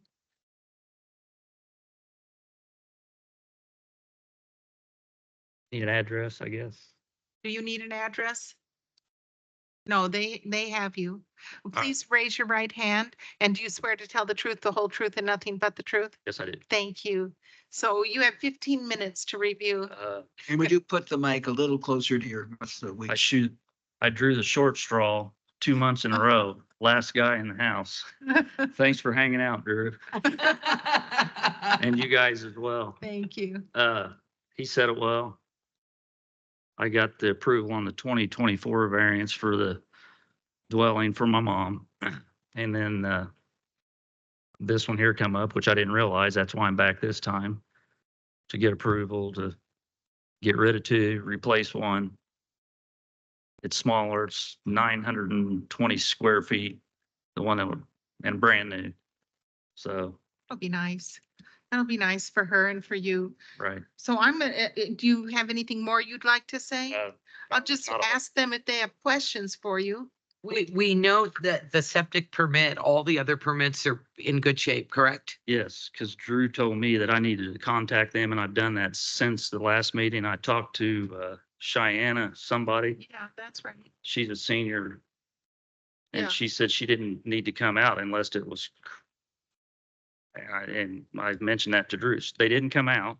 Okay, She said there was no need to. cool. Okay. So Cool. if I have to do that, I can make them come out and look at it, but there's No. no issue. We don't need you to spend any more unnecessary money on us. So let's just see if there's any member of the public who would like to speak in favor or in opposition to this. And if there's a member of the public who is opposed, you'll have a chance to respond. So is there anybody online or on the telephone who would like to speak in favor or in opposition to this petition? Please make yourself known. Okay, we don't see anybody, so we come back to us for further discussion and or a motion. I move. Okay, We approve variance 24-24. At 6374 North Shuffle Creek Road. For the reasons that the design standard variance criteria have been met, the approval, including the approval will not be injurious to the public health, safety, or welfare. The approval is appropriate, would not affect the land use and value of any adjacent property. And it is the minimum variance necessary to eliminate practical difficulties in use of the property. Second. Okay, it's been moved and seconded to approve VAR 24-24. This is the Chitwood Dadu condition 53 and 55 variance from chapter 802. A motion yes is a motion to approve the variance. Margaret Clements? yes, Skip Daly? Yes. Guy Loftman? Yes. Pamela Davidson? Yes. Motion is approved 4-0. thank you so much, Mr. Chitwood. Take good care of your mother and good health and happiness to you. And thanks for working so well with our exceptional staff. Thank you. Thank you. That's nice to hear. Thank you. Now, is there anything else you need to cover with us I tonight? would like to say, because I've talked with the tech people, everything worked perfectly for me tonight. Whoa. Which was very convenient. It really That's helps me really follow this. Thank you, tech services. Thank you for all of your help. And I just really love hearing from everybody how good you are to work with and Yes. how it just makes me just so proud to be volunteering for, as a citizen for the county, to hear the people walk away with with a good experience in the end. So thank you. We Thank you. appreciate your support and your service. Thank you. I didn't hear tonight. Oh, Margaret, I gave you a book the other time with Margaret. Look at this one.